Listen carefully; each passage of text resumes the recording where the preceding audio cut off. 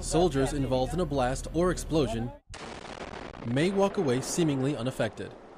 Seeking medical attention for these soldiers is still a priority, as they may have suffered what's known as a mild traumatic brain injury, or TBI. Well, a mild traumatic brain injury, also known as concussion, is an injury to the brain that occurs when some sort of force is applied to the head. It can be a blast, it can be a vehicle accident, it can be getting hit in the head playing sports. One method for tracking these injuries requires only that a soldier wear their helmet. The head to Gen 2 is actually right here under the crown.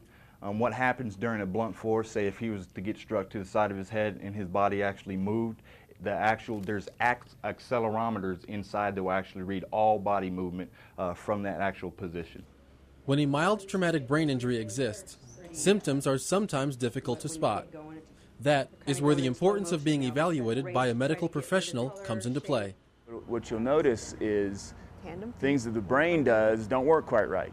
Problems with thinking or memory or emotion or sleep or balance or vision, and commonly there's headache. The good thing is with a concussion or a mild traumatic brain injury, usually within a couple of days the brain is healed pretty well, and we expect a full recovery back to normal. While the brain can usually heal in a relatively short period of time, there is still the potential for lasting damage. That is why leadership plays an important part in making sure soldiers are fully recovered before returning back to duty. As a leader, it is your duty to take care of our warfighters. By knowing and understanding the mandated procedures, you're doing just that.